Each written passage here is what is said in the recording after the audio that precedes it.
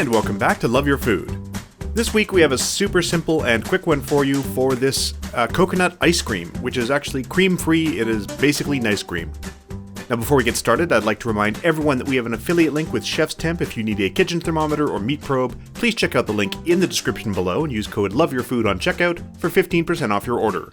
We also have a Patreon if you'd like to support us there. I'll put a link for that as well. In the meantime, here's our ingredients. We've got coconut cream and coconut milk, a little bit of vanilla extract, a small bit of salt, and some sugar. This is the simplest of simple recipes. So we're going to start by getting the sugar and salt into a pan, and we're just going to add all of our coconut products. So all of the coconut cream, all of the coconut milk is all going to go in together.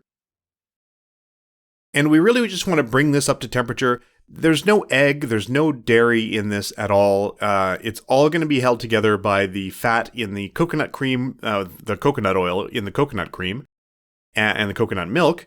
And that's really what's going to carry the texture and what's going to thicken this in the end result. Because, like I said, there's no cream, there's no dairy. This is actually this is a vegan recipe, so it's all perfectly dairy-free, no eggs, super simple. So we're just going to stir that. We're going to make sure that all of the sugar and everything is dissolved in the coconut cream and coconut milk.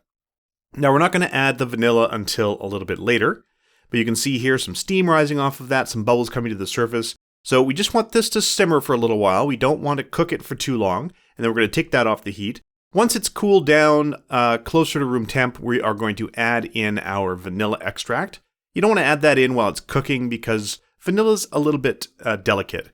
And as you cook it, some of the more interesting flavor compounds or aroma compounds might evaporate. You might lose some of that flavor. So we're just going to add that once it's started to cool, and we're ready to add that, put that into the fridge.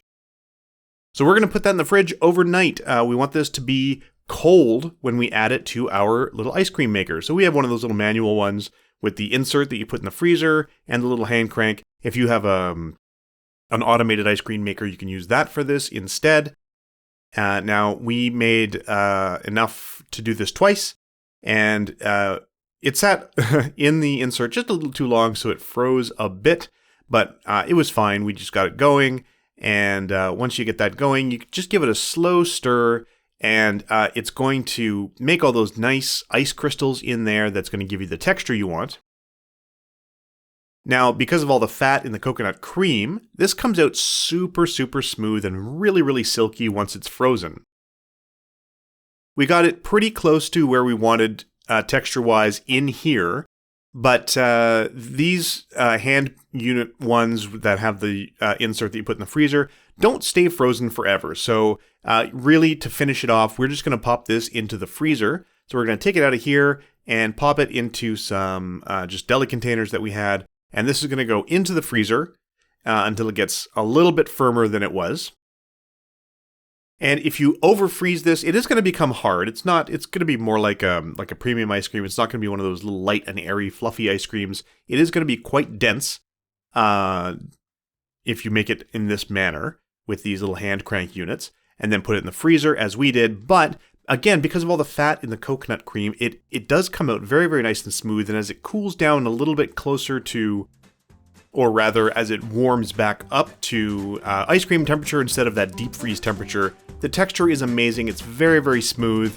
And all the fat in the coconut cream makes it delicious. And that's it. That's the whole thing.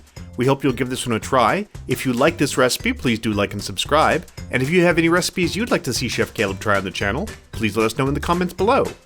We'd like to thank our patrons over on Patreon. If you'd like to support us there, I'll put a link for that in the description below as well. And remember to love your food.